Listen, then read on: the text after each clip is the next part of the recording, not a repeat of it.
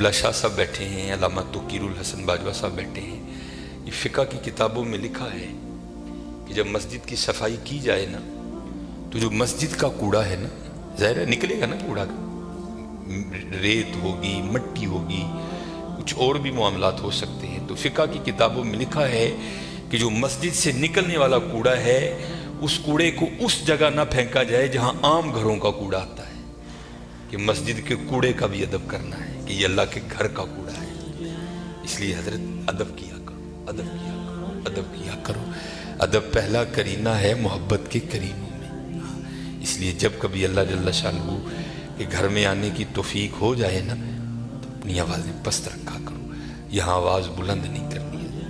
یہ بہت بڑے بادشاہ کا دربار ہے، تو وہ کیونکہ ملک ندیم تھا، یہ اللہ کا دربار ہے، اس نے تو یہاں ہی کہہ دینا تھا نا جو کہہ دینا تھا.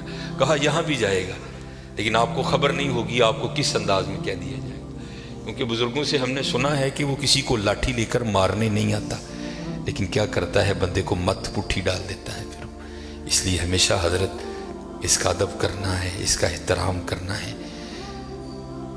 میں نے جب پڑھا نا کہ حضرت سیدنا عمر بن خطاب امیر المومنین رضی اللہ تعالیٰ عنہ آپ مسجد کی صفائی خود کیا کرتے تھے، آپ مسجد کی صفائی خود کیا کرتے تھے. اس لیے حضرت اس گھر سے پیار کرو، اس گھر کی خدمت کرو، اس گھر کو سجاؤ، اس گھر کو سنوارو. جس کسی نے بھی اس گھر کی خدمت کی نا تو حضرت پھر وہ خالی نہیں رہا کبھی بھی. یہاں حضرت دنیا کے دو ٹگے کے جو چودھری ہیں ان کی کرو تو کچھ نہ کچھ مل ہی جاتا ہے حضرت. وہ یہ تو حضرت بادشاہوں کے بادشاہ کا گھر ہے حضرت، تو اس کی کرے گا تو اسے نہیں ملے گا حضرت، اسے اتنا ملے گا کہ نسلوں سے بھی ختم نہیں ہوگا. لیکن دکھ کی بات یہ ہے کہ حضرت آج چودھریوں کے درباروں کا بھی تقدس قائم ہے، آج چودھریوں کی مجلسوں کی بھی رونقیں قائم ہیں.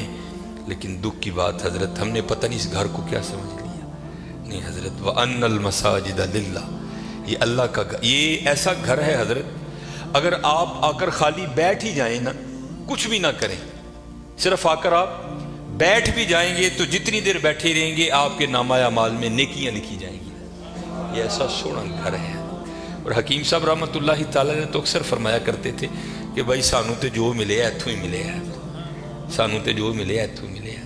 ابو بکر صدیق کو جو ملا مسجد سے ملا، حضرت عمر کو جو ملا مسجد سے ملا، حضرت عثمان غنی کو جو ملا مسجد سے ملا، حضرت سیدنا علی المرتضیٰ کو جو ملا مسجد سے ملا، ہمارے بڑوں کو جو ملا حضرت مسجد سے ملا حضرت.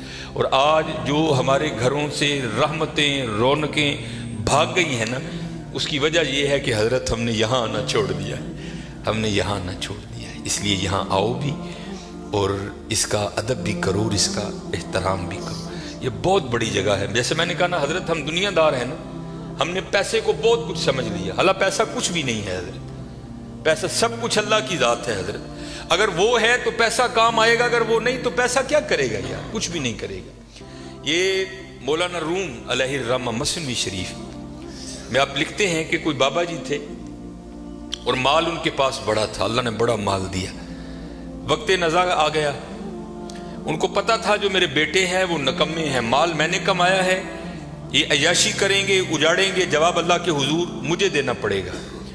علماء سے صوفیاء سے ان کی سنگت تھی، صحبت تھی، مشورہ کیا. انہوں نے کرتے کیا ہیں، انہوں نے 2 وصیتیں لکھی. پہلی وصیت لکھ کے نا شاپر میں ڈال کر اوپر لکھتے ہیں اس وصیت کو تب پڑھا جائے جب سارے لوگ میرا جنازہ پڑھنے کے لیے اکٹھے ہو جائیں. ایک اور وصیت لکھی، اسے شاپر میں ڈالا، لفافے کو بند کیا اور اس کے اوپر لکھا اس وصیت کو تب پڑھا جائے جب میرا جنازہ پڑھ دیا جائے. اب چودھری تھا، میں تو اکثر احباب سے پوچھتا ہوں پتہ نہیں حضرت ہم نے تو کہیں نہیں پڑھا، شاید آپ نے پڑھا ہو تو ہمیں بھی بتائیے گا. کہاں لکھا ہے کہ امیر کے جنازے میں زیادہ ثواب ہے، غریب کے نہیں ہوتا. غریب کے جنازے میں آتا ہی کوئی نہیں حضرت. پاس سے بھی گزرے گا اپنی دکان پر بیٹھے رہیں گے، غریب کے جنازے پہ کوئی بھی نہیں جائے گا حضرت. اور اگر جنازہ ہو کسی امیر آدمی کا، ہمیں اطلاع کسی بھی راہ صلاح سے مل جائے ہم ضرور پہنچیں گے حضرت. اور یہ میں نے اب دیکھا ہے حضرت، پہلے جنازے پہ کون ملا کرتا تھا کسی سے، اب جناب جنازے پہ بھی لوگ ایسے ملتے ہیں جیسے شادیوں پر ملا جاتا تھا. اور اس کا مقصد کیا ہوتا ہے، پاجی دھیان رکھیو میں بھی آیا جی تے جے کل کو میرا مر گیا تو تسی بھی آنا جی. عجیب رنگ لگ گیا یار. आधा आधा घंटा, पौना पौना घंटा लोग हजरत बड़े वहां खड़े होकर एक दूसरे को मिलते रहते हैं। लोग जनाजा पढ़ने के लिए आ गए, इमाम साहब भी खड़े हुए, आपने लोगों को नीयत बताई। तो जो बाबे का बड़ा बेटा था ना, वो कहता है मौलवी साहब अब्बा जी होरां ने 2 वसीयतां कीतियां ने। पहली वसीयत पर उन्होंने लिखा है इस वसीयत को तब खोल के पढ़ा जाए जब सारे लोग मेरा जनाजा पढ़ने के लिए आ जाएं। अब सारे लोग आ गए हैं, कितारें बन गई हैं, सफ़ें बन गई हैं, तो आप ये वसीयत पढ़ें। ये मौलाना रूम लिख रहे हैं, सन 700 हिजरी में मसनी शरीफ आपने तसनीफ की। उसमें लिखते हैं कि जब वो वसीयत को पढ़ा ना अल्लामा साहब ने, तो बाबा जी लिखते क्या हैं, जो लोग भी मेरा जनाजा पढ़ने के लिए आ जाएं और आकर भी ना पढ़ें, मेरे सारे पैसे उनमें बांट दिए जाएं।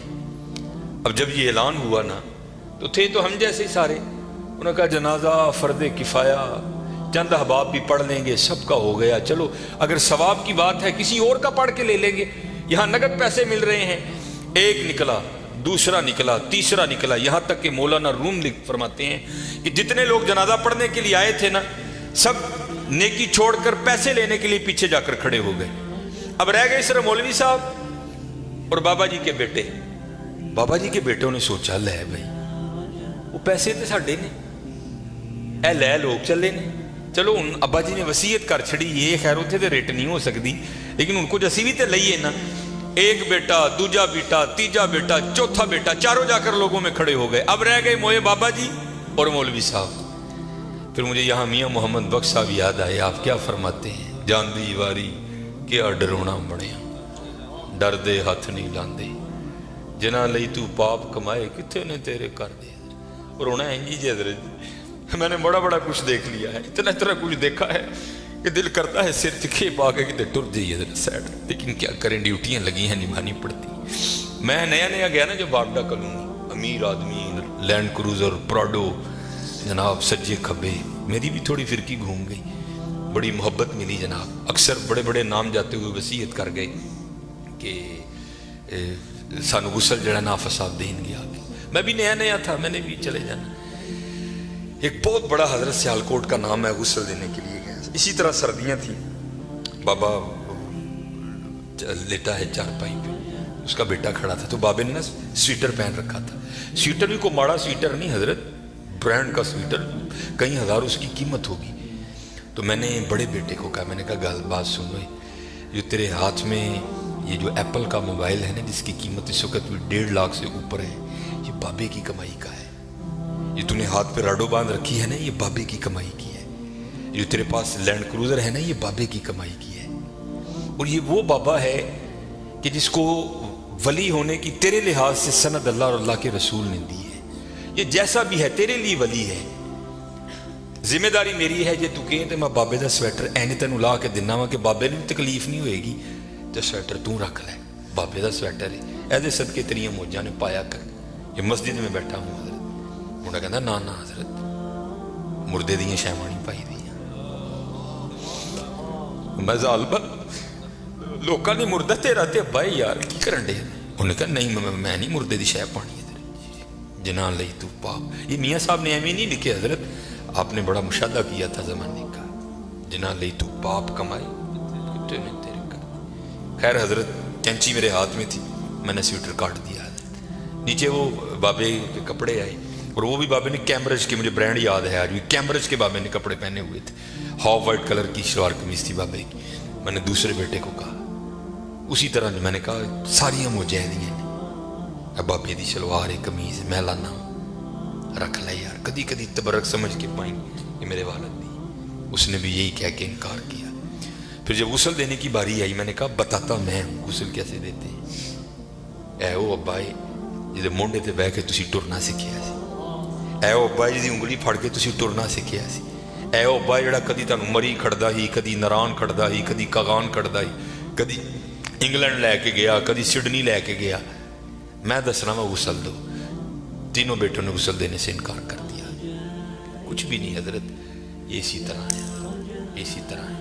अगर इससे प्यार करोगे, वहां बेवफाई करोगे तो इसी तरह है, इसी तरह।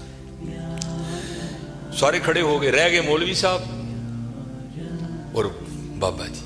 सारे लोग पैसे लैन को लेते, चार मलंग पे लंघन فَمَن يَعْمَلْ مِثْقَالَ ذَرَّةٍ خَيْرًا يَرَهُ. اللہ کہتے ہیں اگر کسی نے ذرے برابر بھی خیر کیتے ہیں نا میں ضائع نہیں کراں گا، انہوں بدلہ داں گا. اور کیونکہ وہاں تو حضرت تول ہوگا. فَأَمَّا مَنْ ثَقُلَتْ مَوَازِينُهُ فَهُوَ فِي عِيشَةٍ رَاضِيَةٍ. جنہیں نیکیاں ود گئی ہیں وہ زندگی دل پسند ہوئے گی. اسی لیے جو اللہ والے ہیں وہ نیکیوں کی بڑی قدر کرتے ہیں، وہ ایک نیکی کو بھی ضائع نہیں ہونے دیتے. ہو سکتا ہے کل یہی کام بنا دے. اور ہم تو یہاں حضرت ایسے نیکیوں کو ضائع کرتے ہیں کہ الامان والحفیظ. حضرت بابے اور عیسان 3 نال مریض سن ویکھیا جنازگاہ چ لوگ کھلوتے نے. جانا ہی ہے نا کہ 5 منٹ لیٹ ہو جائیں گے، فری دی نیکی ہے، آؤ چلیے. آ کر کیا دیکھتے ہیں بابا جی اور کلے مولوی صاحب، دنیا جناب کھڑی ہے ادھر.